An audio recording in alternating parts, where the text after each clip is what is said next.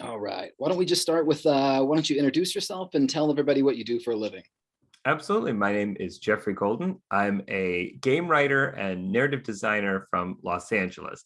I write the stories in video games, and I've worked for clients like Capcom, Ubisoft, Square Enix, Disney, and indie game studios around the world.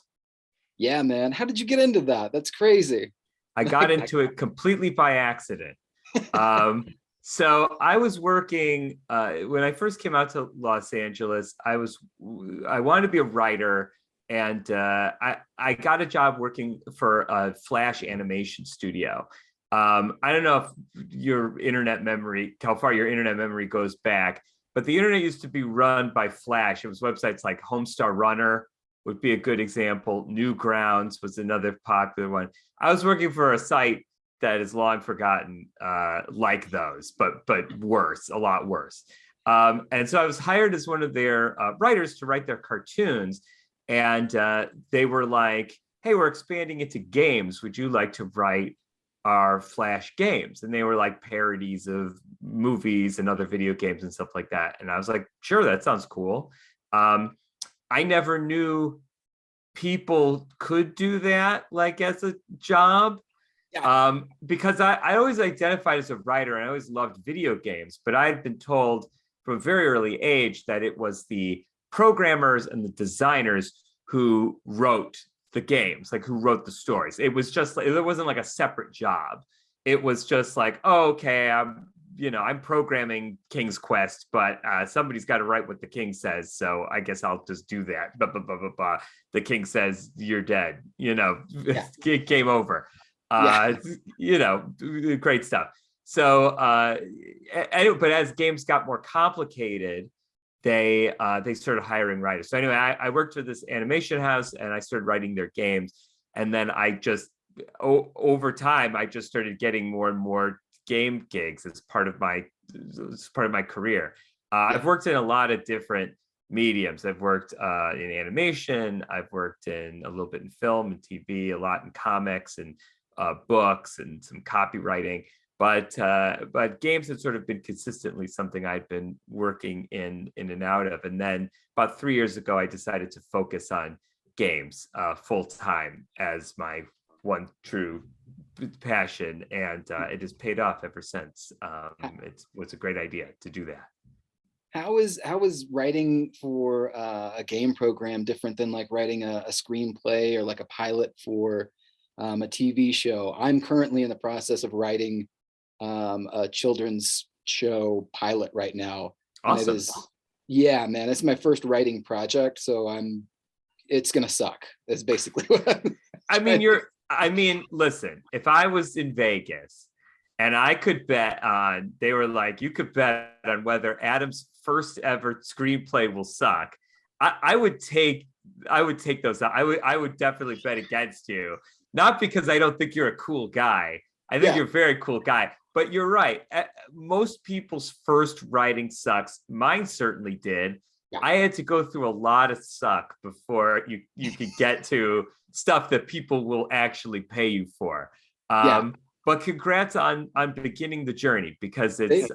a lot of people talk about it. Not a lot of people climb the mountain. So good luck on your expedition. Thank you. Yeah. So how is that different from like writing like how is Yeah. a narrative for a game different than like a narrative for a TV show or movie, for instance? There are so many differences that the question in some ways can be a little overwhelming, but Sure. I'll try to break it down as simply and as succinctly as I can. Because it's so different from an industry perspective and from a craft perspective.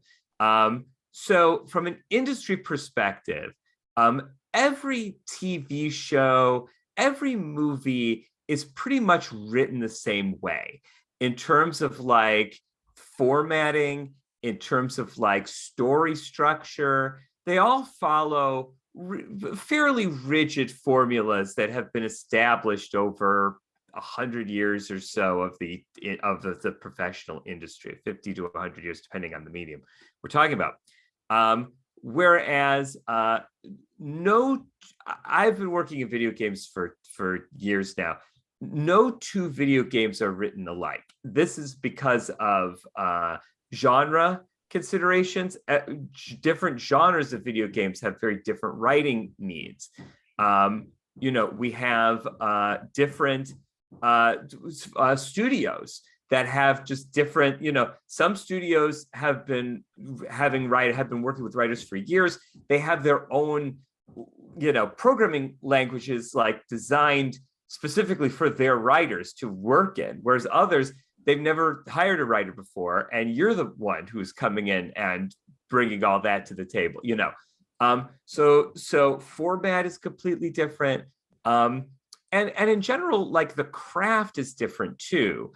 Again, it can depend on genre, but oftentimes, interactive narratives, when we're talking about writing, we're talking about imbuing subtext and meaning into a work, right? That is relatively, it's hard. It's a hard craft. Writing is a hard craft. It's hard to do to imbue a text with deep subtext and meaning. That is difficult in and of itself. But then try doing that when the player has radically different options in terms of what actions they can do. Like, how do you impart that meaning to a player, right? So it is world building. It is so different, but there are similarities. It's not without overlap. We write in games, we'll write cinematics are often written in a similar way to screenplays. They're even sometimes written in screenplay format, but not always. There's a lot of writing that doesn't. There's no equivalent in TV writing for like writing item descriptions. Yeah. Like there's just no real equivalent to it. Maybe you're in charge as a TV show writer of writing the descriptions on your YouTube videos, maybe, but probably not, honestly. If you're writing for a Nickelodeon or Cartoon Network, it's like a whole other department. So anyway, yeah, anyway, I hope that was gave you some idea. An innocent question. I have worked in both, so I see so many differences that it's just to me, it's like oh, how do I even wrap my head around it?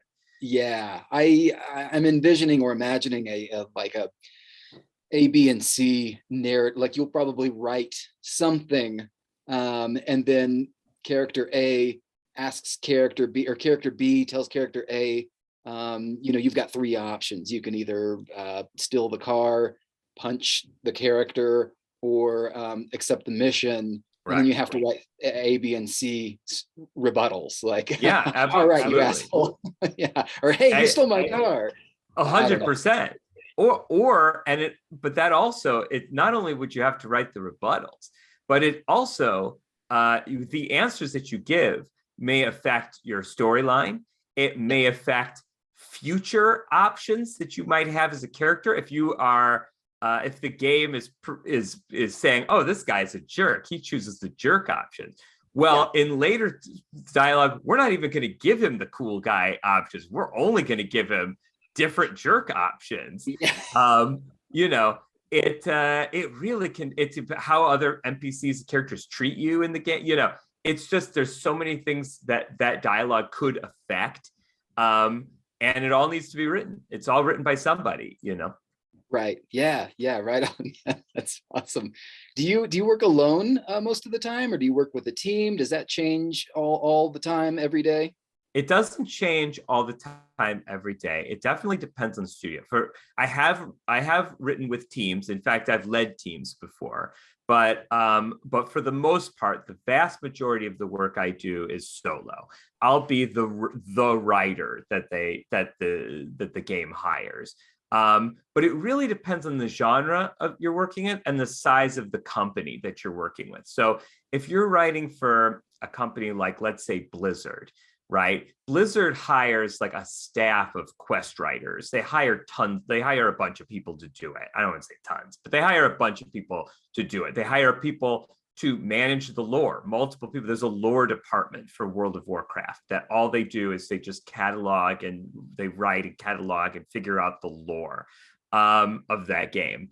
Like, whereas your average indie game, if it's an RPG, yeah, they'll maybe have a writer, because it's like a team of 7 people. I tend to work for mid-size indies, games with maybe 20 to 30 staffers, but most of the people that they need are programmers, designers, artists especially are really crucial. In fact, another narrative designer who I believe works for Ubisoft, she figured out that the narrative design is about 1% of the industry. So if you're looking for like the most competitive job in games, consider narrative design. There are hundreds of applicants for every job opening. It can be tough to get work.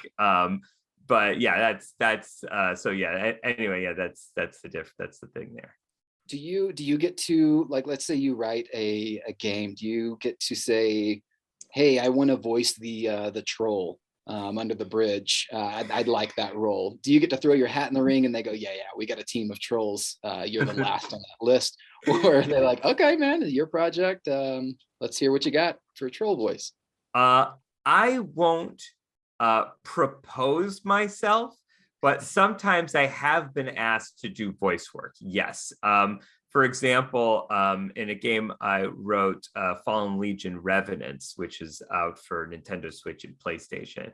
I have a very small part as it's like a dark and serious game about making moral choices in a fantastic pandemic that turns people into monsters. Oddly enough, which was written entirely before COVID-19. It just happened to become incredibly, it has just happened to become incredibly relevant. But anyway, I play a very small comic relief character, a very nerdy character in this universe, who's tonally very different than most of the other characters in the game.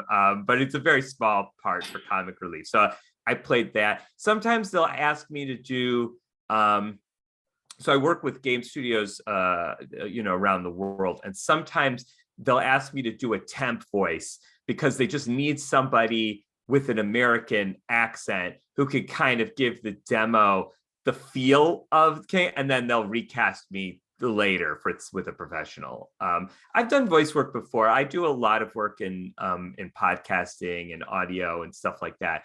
But I haven't pursued voice work professionally. It's its own art form, particularly video games and anime and stuff. It's its own art form. It has its own amazing and talented groups of people who do that work. And my hat's off to them. They're awesome. Yeah, I am training with a voice coach right now to hopefully break. That's a little bit of like my diabolical plan with this children's show, is that I'll possibly be I'll be able to cast myself, but we'll see. That's cool. Yeah, it's maybe more common in animation, I think. At least I can think of more examples of it, of writer creators who also do voice work. I could think of a couple examples of that off the top of my head, whereas I'm not intimately familiar with many narrative designers who are also consistent professional voice actors. I imagine that's a small overlap, but I could be wrong. Prove me wrong, everybody. I'm going to prove you wrong towards the end of the podcast with a show that you and I have in common. But okay. Oh, great. At least give you one example. Yeah. One example wouldn't prove me wrong. That's true. I would need a lot of you'd need a lot of examples to prove me wrong. That's true. But I look forward. He could be the one. Person could be the one exception. But by all means, I am interested to hear how we overlap. I'm very curious.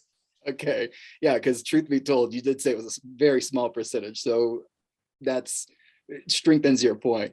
I want you to talk about your podcast a little bit. Your podcast is called Worst Movies Ever Played. Yes, that's right. Worst movies ever played is it's a show where are you familiar with actual plays? Yeah, okay, great. Yeah, and your audience probably know actual plays. It's role-playing games that are played and then recorded, and then we add music and sound effects and such to create a show. Well, we do one called Worst Movies Ever Played. Most of actual plays are set in like a D&D type fantasy universe. But for us, we play a game called Straight to VHS, which is a role-playing game where you improvise bad 80s movies. So what we do on the show is we make up on the spot using a role-playing game system terrible VHS movies, the kind that you would see in the dumpster behind a blockbuster. Yeah. So an example of an episode I really enjoyed, I played a Chuck Norris type action star whose best friend was killed in a war, but his brain was saved and transplanted into Air Force One. And so I've been called in to ride my best friend who is a plane across the country and safeguard his travel, but we're invaded by European terrorists. And so I have to fight the terrorists single-handedly to save my best friend's life, who is a plane. And it is called Air Force Fun because of how much fun I have defeating these terrorists. It was all so that's an example of the kind of, and we have a Hollywood sound designer who brings the show to life. So it's a really entertaining thing. We do new movies. We're just about to launch our second season. We're getting very close to launching our second season. So that's exciting, and it's on the Starburns Audio, the network of Harmontown and Gilbert Gottfried's show. So it's really cool. Yeah, man. I want to applaud you on your production value. I was very coming from a Shity podcast. I was very impressed by, like, wow, this is pretty good, man. Oh, thank you. He's Adam Baker is the sound designer. He does he's actually brothers with Patrick, the one of my co-hosts. It's me, Patrick, and Brent. And Adam worked on the Invisible Man movie, if you remember that came out recently. That's one of his, and a number of other films. So yeah, he's really awesome. He's really the MVP of the show in some ways. You worked on The Invisible Man with Kevin Bacon. Is that the same? Was that the recent Invisible? It was like the recent one, I think, with that one's definitely not recent. No. This was the one with Peggy from Mad Men. Okay. Yeah. Yeah, I think that was the one he worked on. Yeah. Okay, I gotcha, man. I gotcha. You've got a lot of success in this realm, and I'm curious about. I know that your imagination just in order for you to succeed, it has to go wild. There was, even in your bio, it talked a little bit about like your first video game or storyline you created. It was like on a dinner mat you wrote out. So did you imagine your success at a young age, or were you just like tunnel vision, like, I'm gonna create stories, I'm a storyteller, something in my DNA? I think it was more the latter. I never was like, I'm gonna be like a big superstar, like I want to be like super famous or whatever. I always just really wanted to write for a living. That was like a goal of mine from a very young age. I was writing cartoons when I was a little kid. I made cartoons, and I wasn't really good at the art, but I loved writing the jokes in like comic strips. I used to read like Garfield and Bloom County, a lot of like old comic strips, and I'd read them as treasuries, and then I'd want to draw my own. I wrote, I was like reading like art of the screenwriting, like when I was in like middle school or high school or something like that. Like I think I wrote my first spec script in high school. It was a Powerpuff Girls. It was, yeah, not very good. As first specs often are. And but you know, I wanted to do projects. I hosted we put together, I got together with some of the kids in my grade, and we formed like a radio club, and we recorded a radio show, and it aired on the local college radio station. You know, I wrote a short film in school, you know, and then in college, I did a lot of stuff, you know, a lot of projects and things, all I think with the aim that I wanted to be a professional writer. And, you know, I didn't 100% know what that was going to look like, but I knew that's what I wanted. Like, it was something deep in myself. In fact, I remember going to a college, like an open house, like a college open house. And I was in a room with about like 50 or 60 other kids or something like that. And they were going to lead us on a tour through the campus. And, but at the start of the tour, they said, how many of you know what you want to do for the rest of your life? And I was literally the only person who raised their hand, literally the only one in the group. So yeah, I've known what I've wanted to do for forever and ever and ever. That's pretty good, man. I certainly, I mean, I'm creeping up on 40 right now, and I'm just now like, I want to write a children's show. I want to do that now, and like just sinking my teeth in. So I've got a lot of time to make up for it, to catch up to you know, I don't think you do, because honestly, there's people start their careers at different times. You know, if you're willing to stick to it, I mean, the advantage that like a young person has is that like they can just kind of, they have this like focus and determination, and they can burn through their bad writing fast, you know. But the advantage that an older person has breaking in as a writer is they have life experience. And, you know, when you read a lot of like young people's writing, some of it is extraordinary. But a lot of it is derivative, and there's a reason for mine certainly was, and there's a reason for that. It's like you don't have a lot of life experience. What you're doing when you first start your career is that you're imitating what other people do. You're imitating the stuff that you like, and you're trying your best to copy it and to figure out how it works, you know. But when you're older, as you've had bosses, as you've had breakups, as you've had, you know, celebrations, and but also disappointments, you can infuse your work, as long also like understanding, a better understanding of history, better understanding of the way the world works, better understanding of human nature. You can bring that to your writing. And so an older writer with that life experience has that to draw from. And so yeah, I don't think it's, I don't buy a lot of the you know, the under 30 and they're millionaires, you know, all that's all bullshit.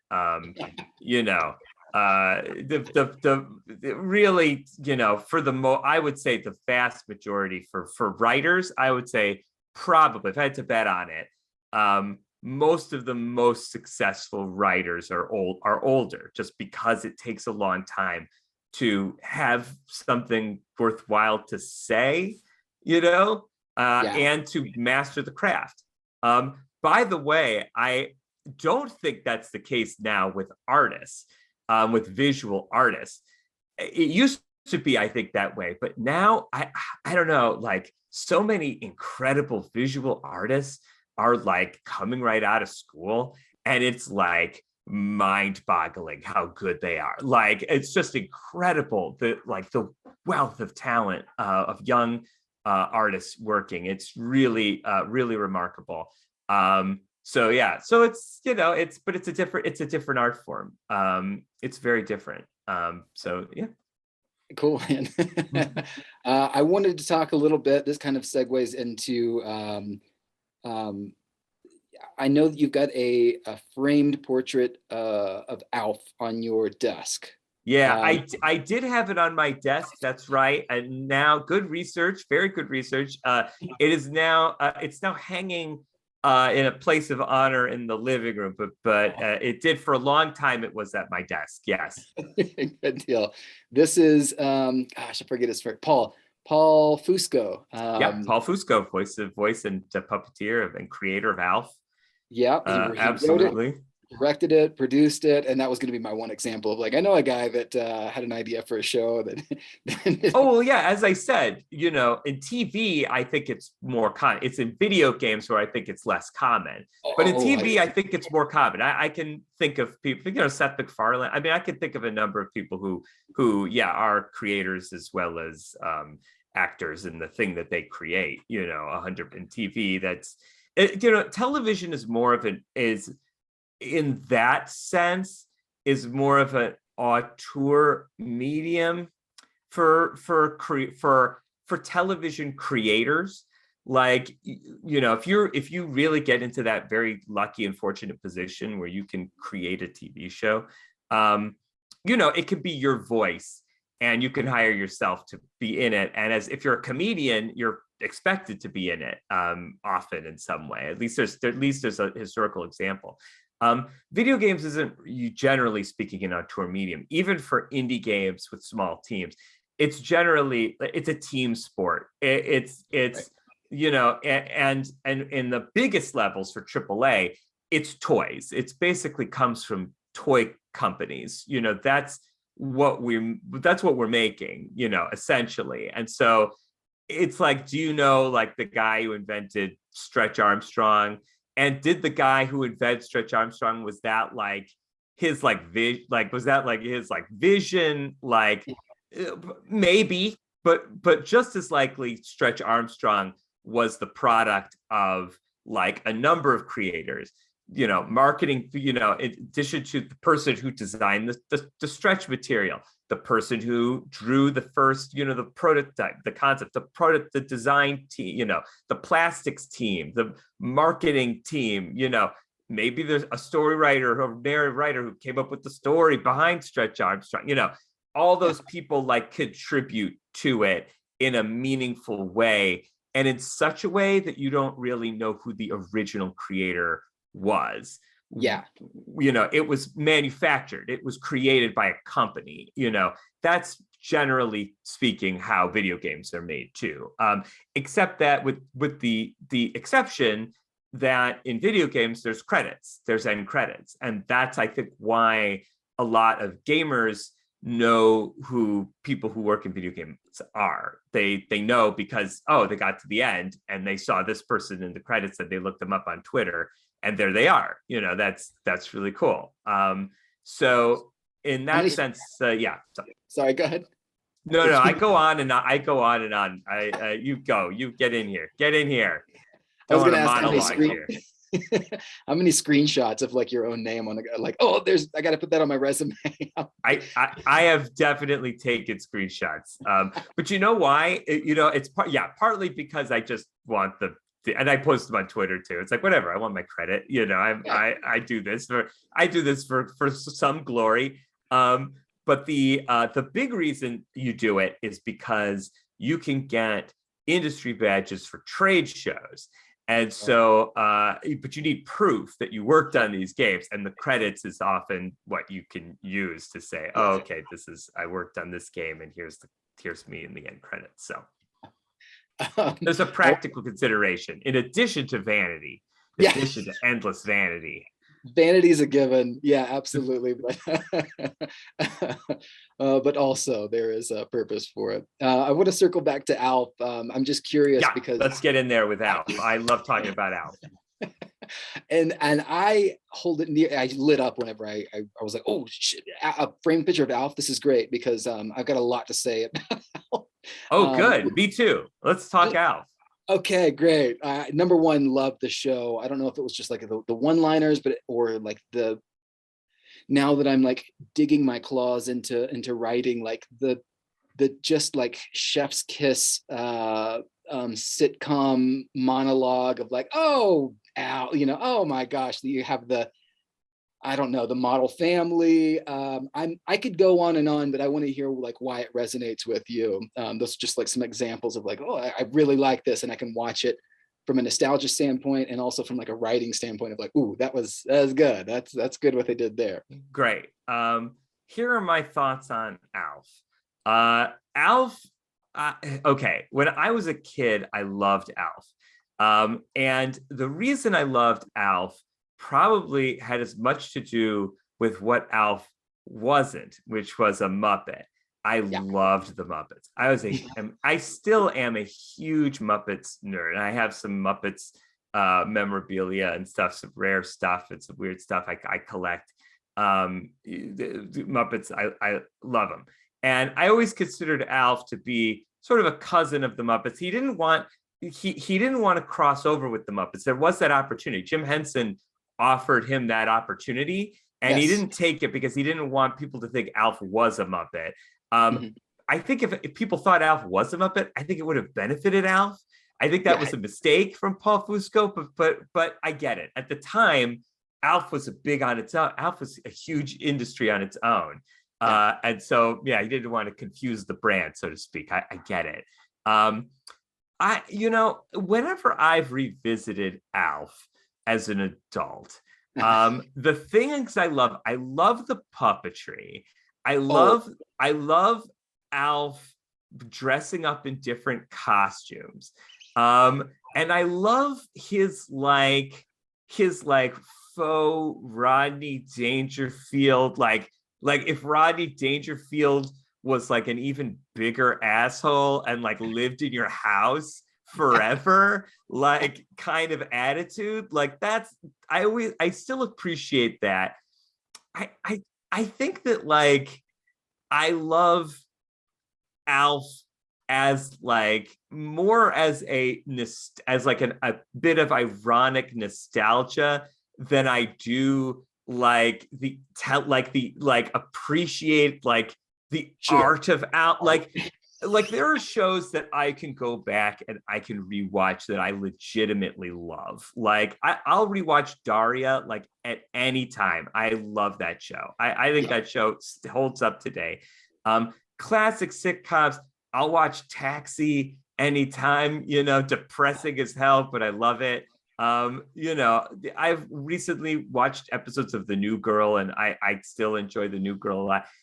I don't think I legitimately love Alf, but I did buy all of Alf magazine. I bought all 4 issues. No, not the comics. So that's good. That's cool that I believe Marvel produced Alf comics. This was a separate thing. This was like People magazine. Time magazine. There was Alf magazine. Alf magazine. It was produced by a company called Welsh Publishing Group, and what they would do in the 80s and 90s is they would license a property like DuckTales, G.I. Joe, Real Ghostbusters, and then they would make the magazine. So if you were a kid on going to a newsstand or going to a supermarket or something, you'd be like, oh, Garfield magazine. I have to have that because I love Garfield and I need to know what's up with Garfield. There were tons of them. I've been sort of collecting them on and off. And a friend of mine knew this and invited me on his podcast. And as a surprise guest was the editor-in-chief of Alf magazine. Wow. And it was a wild conversation as my friend Jason Clam did that. So anyway, I do really have an endless fascination with Alf as a cultural artifact, without question. And there are things about Alf that I do legitimately enjoy, in addition to the ironic nostalgia. And of course, the Simpsons joke of Alf now in Pog form, which was still one of the the top Simpsons jokes as far as I'm concerned, one of my favorites. So good. Geoffrey, and in every show I always ask my guests, like, what's the worst part of your job? What do you Yeah. dislike about working So doing? absolutely. So it really, no two companies are alike. And so at every company, you're going to have people you butt heads with, or people that don't, that give you, I mean, okay, so notes is a thing, right? As a writer, you have to learn to take a lot of notes. And, in games, sometimes oftentimes that everybody's work is shown to everybody else. So for example, on a recent game project, I'm on like a channel where I can see like all the art and I can comment on the artwork that comes in. The same is true for writing. I put my writing on this channel and anybody can comment on the writing. Now, if I'm working for a foreign studio, not everybody is necessarily going to understand the cultural mores, that I'm drawing from. And so they might be, in fact, they might even be offended by something that I didn't even realize, oh, this in this person's culture, that is, completely different, than how that character would not be portrayed that way. Or it won't resonate in the same way, in addition to the fact that you're getting notes from people from a lot of different disciplines. And so, so you're getting notes from, an art team, you're getting notes from marketing folks, you're getting notes from a producer, you're getting notes from, your from your creative director, who might have a programming background. And so, you're getting notes from all these different sources and they can be pretty disparate. So that can be really tough. And, you have to learn as a writer what notes to take, what notes make the work better, and what notes you have to ignore, and hope that they don't bring up again. Because like at the end of the day, if everybody is bought in on the concept and everybody is bought in on the themes and the tone, then of the work, then like, yeah, people may have disagreements about various things. It's something that you really love, that you think, oh, this is so cool. Like, this is such a great character. This is an incredible story element. People are going to love it. But like your team doesn't get it because they didn't grow up with XYZ, Right. Ironically, I get hired by foreign teams because I'm an American, like I'm talented, and because I'm an American writer who can bring that sense of cultural understanding. But, everybody has an opinion, and those opinions matter, So it's this interesting, can be very tricky balance. It can be frustrating at times for sure. Another thing that is frustrating about my job is that the game writers in America don't have a union.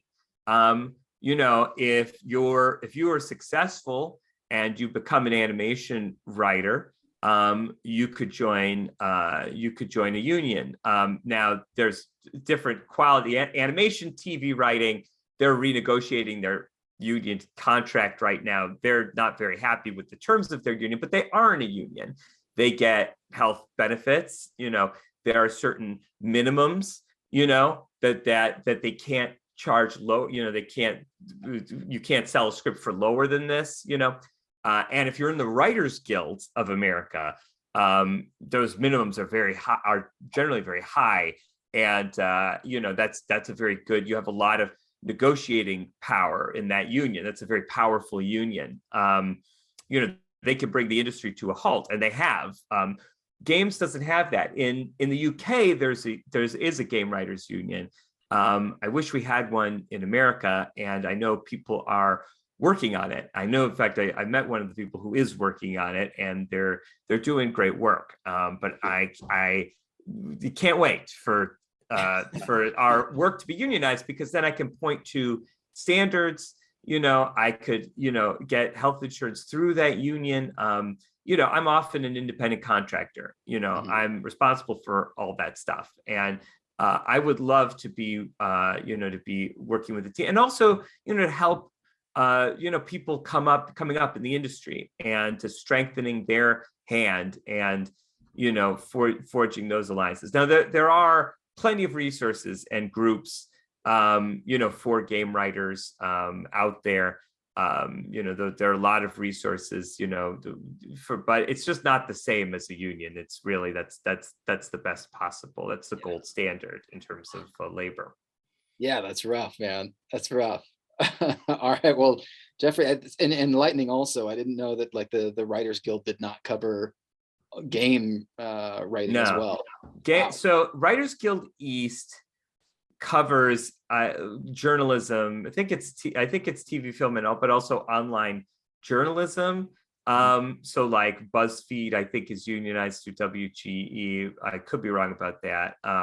And then West Coast, it's solely movies and television. In fact, they were flirting with game writing for a while, and they even had like game writing award, and they stopped giving it out. Basically, they were just like, no, we're pulling up the drawbridge. We are solely for film and television writers. I think they should rename themselves. I think they should call themselves the TVMWGEGA, or and Motion Picture Writers Guild of America, because there's a lot of other types of writers out there besides TV and film writers, and for that matter, game writers. There's people, who write articles. There's novelists, people who write books, technical writing. It's a lot of different types of writers out there. But shout out to the Communication Workers of America, who have taken on some game writing work, and who have led strikes, successful strikes. Communication Workers of America, very well named, because they offer coverage for mediums throughout communication industry. So we give them a big thumbs up. Yeah, that's great. Jeffrey, in tradition of every show, we always end with a poop story. Have you ever pooped your pants or come close to pooping your pants? Oh Maybe my God. a good friend of yours has a better story than you. That's a A, common occurrence. a But good a good poop story. yeah. A Or good have you ever written a good poop story? Have I ever written a good poop story? The thing that comes to mind, it's not me, but it is interesting. I'm big into zines. I love going to zine fests, and there's a whole culture around zines, and Tell I the listener remember. what zines are. Like, Oh, sure. Zines are like tiny, like small, independently produced publications. So, these are things that people traditionally would produce by themselves with like stolen copy paper from work, and like a Sharpie, and like a stapler, and they're just like making these cool zines, cutting out magazine clippings and like putting them together and stuff. They're super cool. I mean, now there's like beautiful zines, risograph, and that, there's like beautiful zines, but I don't know. I really like just like the free for all, anybody can do it kind of nature. It's like you can make a publication that's featured in a bookstore or a comic store, whatever, and you just need a piece of paper folded up. So I remember going to this old shop, Meltdown Comics, which is in Los Angeles, but we used to be in Los Angeles, and they had a lovely zine section. Oh, there's some construction going on upstairs. There's that construction I worried about earlier. That got real loud. I remember going to Meltdown, and there was like a bunch of new zines, and one of them, I think it was called. I want to say the zine was called Shit Stain. Was the name of the zine. I think I could be wrong about it. I think it was called Shit Stain, and it had its cover was like a piece of like a paper towel that had like a realistic looking brown stain on it. And it looked like shit. It looked like Right. somebody had shit onto this zine, and we bought it. We were like, yeah, that is worth $4. Yes, I could show that to people and they will be grossed out. So we bought the shit zine. So That was cool. That's the thing that comes to mind. that's pretty good. Jeffrey, you've got so much going on. As opposed to listing it, I'm just going to put your website in the show links so people can click to it and get to you really easily. There's some hyperlinks on your website there, I saw. Yeah. But I want to thank you so much for doing this, man. You knocked it out of the park. You did so good. That's it for us. Play us out, Shitty Ukulele. Going to a website. Let's get that plug in there right now. What was the plug? And I apologize for not giving you a platform before. Oh, you're great. You're great. Thank you so much. I just want everybody to know about Adventure Snack. It's a project that I'm super proud of. We've been going for close to 3 years now. Do you remember playing like choose your own path adventure games? These books with Joe, you could make choices in the games, right? I loved those growing up, and so I made Adventure Snack, which is like that for adults. Basically, I write twice a month these little interactive story games that I send to your email, and then you can play them. They're short and they're fun. You can play them on a lunch break. We've done stories where you play as the president's cat, helping save America from Armageddon. We've done ones where the course of the future depends entirely on what sandwich you order that day for lunch. There's one where you are the god of a universe, but your god box is full, and so you have to delete stuff from existence. You have to figure out what you want to delete. It's a free game. I do it because I love it, and you can go to adventuresnack.com and sign up for that. So much fun. You get so much crap like in your email. It's kind of like getting snail mail nowadays. Like somebody wrote me a handwritten letter. This is a lot of fun. A postcard. Nobody sends it anymore.